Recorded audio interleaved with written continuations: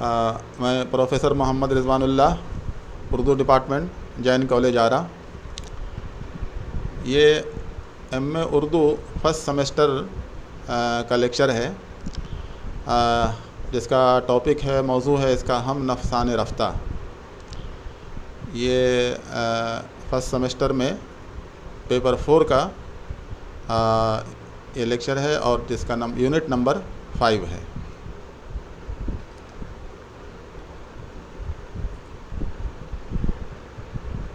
جیسا کہ آپ اپنے اسکرین پر دیکھ رہے ہیں، اس کا عنوان ہے ہم نفسان رفتہ کی روشنی میں رشید احمد صدیقی کی خاکہ نگاری۔ یہ ہم نفسان رفتہ، جیسا کہ آپ جانتے ہیں، کتاب کا نام ہے جو آپ کے کورس میں نصاب میں شامل ہے، چوتھے پیپر میں، اور اس کے رائٹر ہیں رشید احمد صدیقی۔ جیسا کہ عنوان سے ظاہر ہے کہ یہ ان کے خاکوں کا مجموعہ ہے۔ رشید احمد صدیقی، جیسا کہ آپ جانتے ہیں، مزاح نگار کی حیثیت سے ان کی شہرت ہے اردو ادب میں، لیکن وہ خاکے بھی لکھتے تھے، اور ان کے خاکے بھی کافی شہرت رکھتے ہیں۔ ان کے خاکوں کے کئی مجموعے آ چکے ہیں، جس میں ہم نفسان رفتہ بھی شامل ہے۔ اس کے علاوہ گنجہائے گرامایا کے نام سے بھی ان کے خاکوں کا ایک مجموعہ بہت مشہور ہے۔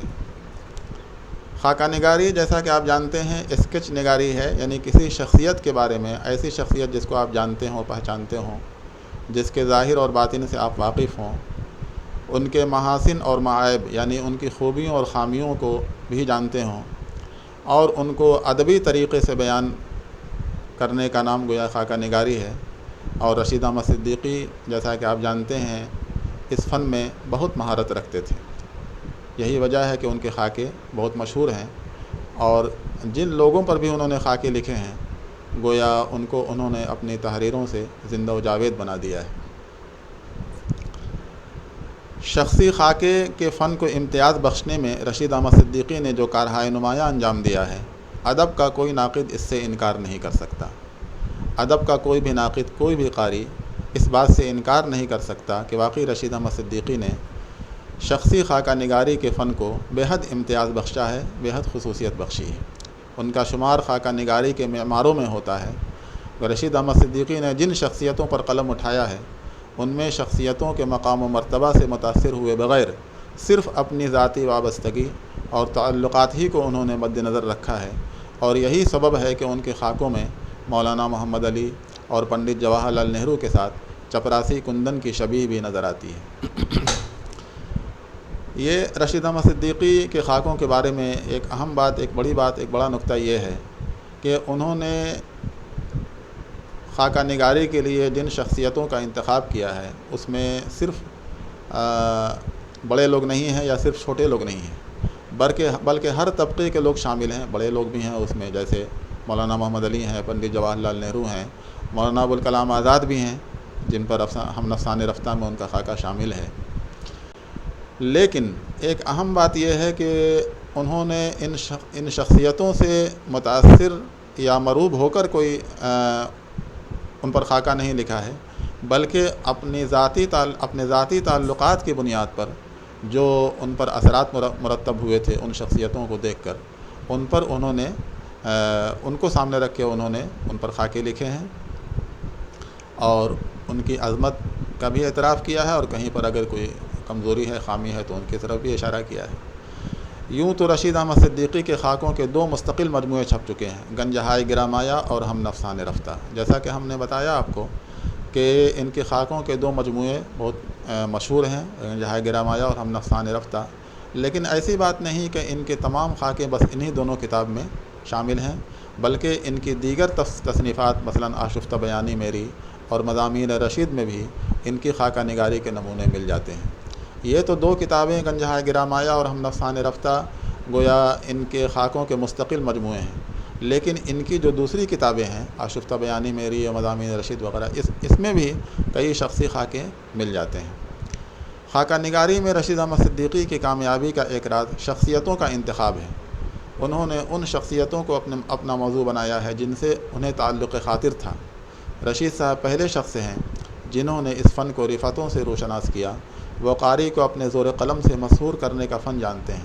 سجاد ہوں یا سہیل، ذاکر صاحب ہوں یا ایوب، وہ ان کی شخصیتوں کو کبھی لطف لے کر اور کبھی رنج و غم کے ساتھ اجاگر کرتے ہیں۔ وہ اپنے بلیغ اسلوب کے سہارے معائب کو بھی اس طرح بیان کر جاتے ہیں کہ شخصیت ابھر کر سامنے آ جاتی ہے اور اس کی قدر و منزلت میں کچھ اور اضافہ ہو جاتے ہیں۔ مثلاً محمد علی کے بارے میں لکھتے ہیں، محمد علی میں کمزوریاں بھی تھیں، لیکن ان کی کمزوریاں ایک شعر کی کمزوریاں تھیں جن سے شعر کے لطف و بے ساختگی میں کچھ فرق نہیں آتا۔ اس پیراگراف میں دیکھیے اس بات کی وضاحت کی گئی ہے کہ خاکہ نگاری میں رشید احمد صدیقی نے جن شخصیتوں کا انتخاب کیا ہے یا جن شخصیتوں کو اپنا موضوع بنایا ہے وہ شخصیتیں تھیں جن سے انہیں قلبی تعلق تھا، یعنی وہ انہیں بہت پسند کرتے تھے، ان کے ذاتی تعلقات بھی تھے، بہت قریبی تعلقات تھے، اور وہ اپنے زور قلم سے مسحور کرنے کا فن جانتے تھے، یعنی ان کا انداز بیان ایسا ہے کہ پڑھنے والا یا سننے والا اس سے بہت ہی متاثر ہوتا تھا۔ یہی وجہ ہے کہ انہوں نے یہ دیکھیے تمام شخصیتیں ہیں، سجاد ہوں یا سہیل ہوں، ذاکر صاحب وہ ڈاکٹر ذاکر حسین جو ہندوستان کے صدر بھی رہ چکے تھے، ان کے تعلقات بہت گہرے تھے رشید احمد صدیقی سے، ان پر بھی انہوں نے لکھا ہے۔ تو ان کی شخصیتوں کو کبھی لطف لے کر کبھی رنج و غم کے ساتھ اجاگر کرتے ہیں۔ ظاہر سی بات ہے ایک شخصیت جو ہے وہ کبھی وہ اس میں خوشی کے لمحات بھی آتے ہیں، کبھی غم کے لمحات بھی آتے ہیں، اور کبھی وہ مختلف رنگ بدلتے رہتے ہیں شخصیتوں کے حالات کے لحاظ سے۔ تو ان حالات کو سامنے رکھ کر رشید احمد صدیقی نے جو کچھ لکھا ہے ان میں لطف و لذت بھی ہے، کبھی رنج و غم بھی ہے، ہر طرح کے رنگ ملتے ہیں اس میں۔ لیکن ایک بڑی بات یہ ہے کہ ان کا اسلوب بیان ایسا ہے کہ اگر وہ ان کی کمزوریوں کو بیان بھی کرتے ہیں تو اس طرح بیان کرتے ہیں کہ ان کی شخصیت ابھر کر سامنے آ جاتی ہے اور اس کی قدر و منزلت میں اضافہ ہوتا ہے، یعنی ان کی عظمت کہیں سے کم نہیں ہوتی بلکہ اس میں اضافہ ہی ہوتا ہے۔ ایک مثال جیسے آپ کو یہاں بتایا گیا محمد علی کے بارے میں کہ محمد علی میں وہ کہتے ہیں کہ کمزوریاں تو تھیں لیکن ان کی کمزوریاں ایک شعر کی کمزوریاں تھیں، یعنی ایک شعر میں تھوڑی بہت کمزوری بھی ہوتی ہے اگر تو اس سے شعر کے لطف میں یا اس میں بے ساختگی میں کچھ فرق نہیں آتا۔ یہی حال محمد علی کی کمزوریوں میں تھی کہ ان کی کمزوریوں سے ان کی شخصیت میں کہیں پر بھی کوئی فرق نہیں آتا، ان کی عظمت پر کہیں پر بھی کوئی حرف نہیں آتا۔ یہ ان کے اسلوب کا کمال تھا رشید احمد صدیقی کی خاکہ نگاری کا۔ انسانی زندگی کے نشیب و فراز پر گہری نظر، معمولی سے معمولی واقعہ کو اپنی باریک بھی نظروں کی گرفت میں لے کر کسی شخصیت کی خوبیوں اور خامیوں تک رسائی حاصل کر لینا، الفاظ کا موضوع ترین استعمال، زندگی کی شگفتگی سے لبریز نثر اور بیکراں جذبے کی سطح پر بے انتہا خلوص ایقان، یہ سب رشید احمد صدیقی کے فن کا قیمتی سرمایہ ہے۔ ان لائنوں پر غور کرنے کی ضرورت ہے کہ اس میں رشید احمد صدیقی کی خاکہ نگاری کا جو فن ہے اس کی تمام خصوصیات ان دو لائنوں میں سمٹ آئی ہیں۔ کیا تھا ان کے یہاں؟ یعنی انسانی زندگی میں جتنا اتار چڑھاؤ آتا ہے وہ سب پر وہ گہری نظر رکھتے تھے۔ ایک معمولی سے معمولی واقعہ، یعنی ایک عام آدمی کو لگتا ہے کہ معمولی واقعہ ہے، لیکن اس انداز سے وہ اس کو اپنی گرفت میں لے کر رشید احمد صدیقی بیان کرتے تھے کہ وہ اسی معمولی واقعہ کے حوالے سے وہ شخصیت کی خوبیوں اور خامیوں دونوں تک پہنچ جاتے تھے۔ یہ ان کی گہری نظر کا کمال تھا، باریک بھی نظر کا کمال تھا۔ اس کے علاوہ الفاظ کا بہت ہی موزوں استعمال کرتے تھے جس میں ادبیت بھی ہوتی تھی، شعریت بھی ہوتی تھی، اور کہیں سے بھی کسی کے لیے توہین آمیز الفاظ کا استعمال ان کے ہاں بھولے سے بھی دکھائی نہیں دیتا۔ زندگی کی شگفتگی سے لبریز نثر، بہت ہی شگفتہ نثر لکھتے تھے جس کی وجہ سے قاری کی دلچسپی ہمیشہ برقرار رہتی تھی اس میں، اور جذبات کی سطح پر بے انتہا خلوص ملتا ہے۔ ظاہر سی بات ہے جن پر بھی لکھا ان سے وہ خلوص رکھتے تھے۔ یہ سب رشید احمد صدیقی کی خاکہ نگاری کا گویا ان کے فن کا قیمتی سرمایہ ہے، اور انہوں نے ان تمام چیزوں سے پورا فائدہ بھی اٹھایا ہے۔ بعض ناقدین کہتے ہیں کہ اچھا خاکہ اسی وقت لکھا جا سکتا ہے جب اس شخصیت سے خاکہ نگار کا گہرا میل جول اور قریبی تعلق ہو، لیکن یہ مفروضہ رشید احمد صدیقی نے مولانا ابوالکلام آزاد کے خاکے میں غلط ثابت کر دیا ہے۔ حالانکہ مولانا سے ان کی ملاقات صرف ایک بار ہوئی تھی، اور وہ بھی چند منٹوں کے لیے ان کے آفس میں، لیکن اس کے باوجود خاکہ نگار کی باریک بینی اور مردم شناسی نے ابوالکلام آزاد کی قداور شخصیت کو چند الفاظ میں جس طرح سمیٹ لیا ہے وہ ان کے اسلوب نگارش کا کمال ہے۔ یہ رشید احمد صدیقی کے اسلوب بیان تو واقعی منفرد ہے، یہاں تک کہ ایک یہ بعض ناقدین کا کہنا خاکہ نگاری کے فن کے بارے میں یہ کہنا کہ آپ اچھا خاکہ اسی وقت لکھ سکتے ہیں کسی شخصیت کے بارے میں جس میں آپ کا گہرا میل جول ہو اور قریبی تعلق ہو۔ اگر آپ کا قریبی تعلق نہیں ہوا تو گویا آپ اس شخصیت پر لکھنے کا حق ادا نہیں کر سکتے۔ یہ ناقدین کا کہنا تھا، یہ ناقدین کا ایک نظریہ تھا۔ لیکن یہ نظریہ یا کہیے کہ یہ مفروضہ رشید احمد صدیقی نے مولانا ابوالکلام آزاد کے خاکے میں غلط ثابت کر دیا۔ کیسے؟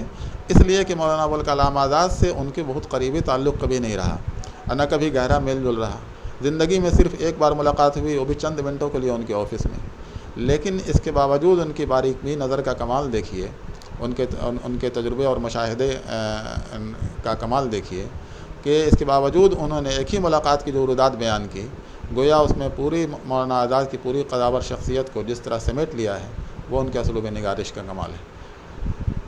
ان کی شخصیت، مولانا آزاد کی شخصیت کیا تھی؟ مولانا کی انانیت بھی ان کی تحریر میں آ گئی ہے، خود پسندی اور کم آمیزی پر بہتوں نے صفحے کے صفحے سیاہ کر ڈالے ہیں، لیکن رشید احمد صدیقی نے صرف 3 جملوں میں سب سے بہتر اور مؤثر طریقے سے یہ خوبیاں پیش کر دی ہیں۔ یہ خود رشید احمد صدیقی کی اپنی لائن ہے جو ہم نفسان رفتہ سے لی گئی ہے۔ مولانا ابوالکلام عوام کے آدمی نہ تھے، کتنے خواص کو بھی ان کے ہاں عوام کے درجے پر اکتفا کرنا پڑتا تھا۔ شاید انہوں نے اقبال کے عقاب کی طرح چٹانوں کی بلند ویران تنہائیوں میں اپنی دنیا بنا رکھی تھی۔ اس سے بہتر مولانا کی انانیت یا خود پسندی یا کم آمیزی کے بارے میں نہیں لکھا جا سکتا تھا۔ پوری کتاب بھی لکھ دی جائے، لیکن حقیقت یہ ہے کہ رشید احمد صدیقی کے یہ چند جملے پوری کتاب پر بھاری ہوں گے، اور خاص طور پر جو انہوں نے تشبیہ دی ہے اقبال کے عقاب سے، یہ تو بے مثال ہے، اس کی نظیر، اس کی مثال اور کہیں نہیں ملے گی آپ کو۔ رشید احمد صدیقی تاثرات کے بادشاہ ہیں۔ خاکہ لکھتے وقت انہوں نے اپنے دوستوں اور ملنے والوں کی یاد میں جو کچھ لکھا ہے، اس میں ان کے دل کی دھڑکن، ان کے قلب کی رقت، ان کے فکر خیال کی پاکیزگی اور عہد رفتہ کی وزاداری اور پاکیزہ تہذیب و معاشرت کے نمونے بھی ملتے ہیں۔ مثال کے طور پر اصغر گونڈوی کے خاکے میں اس سینی کا ذکر پڑھا جا سکتا ہے جو اصغر نے انہیں نظر کی تھی۔ تاہم احساس کی شدت، جذبات کی فراوانی، تاثرات کی چمک اور قلب کی رقت کے باوجود رشید احمد صدیقی اپنے ہر ممدوح سے وابستگی اور بے تعلقی، دونوں باتوں کا ایسا متوازن نظام فکر و عمل رکھتے ہیں جو کامیاب، مثالی اور بہترین خاکہ لکھنے والوں کے لیے ایک بنیادی شرط ہے۔ تاثرات کے بادشاہ ہیں رشید احمد صدیقی۔ اس کا مطلب یہ ہوا کہ وہ جو اپنے تاثرات بیان کرتے ہیں اپنے دوستوں یا ملنے والوں کے بارے میں، اس میں وہ ان کی دل کی دھڑکن کے ساتھ اور وزاداری کے ساتھ ان کو فکر و خیال کی پاکیزگی اور پاکیزہ تہذیب و معاشرت کے نمونے بھی ملتے ہیں، سمٹ آتے ہیں۔ جیسے ایک مثال کے طور پر اصغر گونڈوی کے خاکے میں انہوں نے اس سینی کا ذکر کیا ہے جو اصغر نے انہیں نظر کی تھی۔ ایک اور بات یہ ہے کہ رشید احمد صدیقی اپنے محبوب سے وابستگی اور بے تعلقی، دونوں باتوں کا متوازن نظام و فکر و عمل رکھتے ہیں۔ یعنی ایک طرف ان سے اپنی وابستگی کا بھی اظہار کرتے ہیں اور بے تعلقی کا بھی، جو کامیاب، مثالی اور بہترین خاکہ لکھنے والوں کے لیے ایک بنیادی شرط ہے۔ مطلب یہ ہوا کہ ان کے ہاں گویا بہت توازن اور اعتدال ملتا ہے۔ یہ نہیں کہ وابستگی ہے تو صرف وابستگی ہے، یا بے تعلقی ہے تو صرف بے تعلقی ہے، بلکہ دونوں کا ایک متوازن نظام ان کے ہاں فکر ملتا ہے۔ پھر اس پر مستعد زبان و بیان پر ان کی بے پناہ قدرت ہے، جو ان کے معافی الضمیر کو صاف ظاہر کرنے میں معاون و مددگار ثابت ہوتی ہے۔ رشید صاحب کے اس اسلوب سے متعلق، یعنی اس انداز بیان سے متعلق، ڈاکٹر اطہر پرویز اپنے مقالے میں لکھتے ہیں۔ ڈاکٹر اطہر پرویز ایک رائٹر ہیں اور ایک ناقد ہیں، اور انہوں نے بھی رشید احمد صدیقی کے خاکوں کا مطالعہ کیا ہے، ان کے فن کا مطالعہ کیا ہے۔ انہوں نے اپنے ایک مقالے میں لکھا ہے کہ وہ بات میں بات پیدا کرتے ہیں، لفظوں کے ساتھ بے تکلفی سے کھیلتے ہیں، اور یہ الفاظ ان ہاتھوں میں موم بن جاتے ہیں۔ پھر رشید احمد صاحب ان سے بہت سے مجسمے بناتے ہیں، ایک ہی شخص کے کتنے سارے مجسمے۔ یہ ان کے خاکوں کے بارے میں بہت نفی تلی رائے ہے کہ وہ بات میں بات پیدا کرتے ہیں، لفظوں کے ساتھ بے تکلفی سے کھیلتے ہیں۔ لفظوں کے ساتھ کھیلنے کا مطلب یہ ہوا کہ ان کو الفاظ پر، زبان پر، انداز بیان پر بے پناہ قدرت حاصل تھی، جیسے چاہتے تھے وہ اس کو استعمال کرتے تھے۔ یہی وجہ ہے کہ وہ ایک ہی شخص کے بہت سارے مجسمے، یعنی کتنے سارے پہلوؤں کو بیان کرنے میں کامیاب ہو جاتے ہیں ایک ہی شخص کے، چاہے وہ خوبیاں ہوں یا خامیاں ہوں یا جو بھی ہوں۔ یہ رشید احمد صدیقی آثار و اقدار ایک کتاب ہے جس میں ڈاکٹر اطہر پرویز صاحب کا یہ مقالہ شامل ہے۔ رشید احمد صدیقی کے خاکہ نگاری کے سلسلے میں یہ نقطہ بھی قابل ذکر ہے کہ وہ صرف ہنسانا ہی نہیں جانتے بلکہ انہیں رلانے کا بھی سلیقہ آتا ہے۔ جیسا کہ ہم نے بتایا آپ کو کہ مداح نگاری میں ان کی شہرت ہے، اور ظاہر سی بات ہے ان کی تحریروں کو پڑھ کر لوگ بے ساختہ ہنس پڑتے ہیں، لیکن صرف وہ ہنسانے کا فن ہی نہیں جانتے تھے بلکہ انہیں رلانے کا بھی سلیقہ آتا ہے۔ ان کے ہاں زندگی کا جذباتی احساس جس شدت کے ساتھ ابھرتا ہے شاید کسی اور مصنف کے ہاں ملتا ہو۔ ان کے یہاں جذبات کی شدت ہے، اور وہ دونوں میں ہے، چاہے وہ ہنسانے کا فن ہو یا رلانے کا فن ہو۔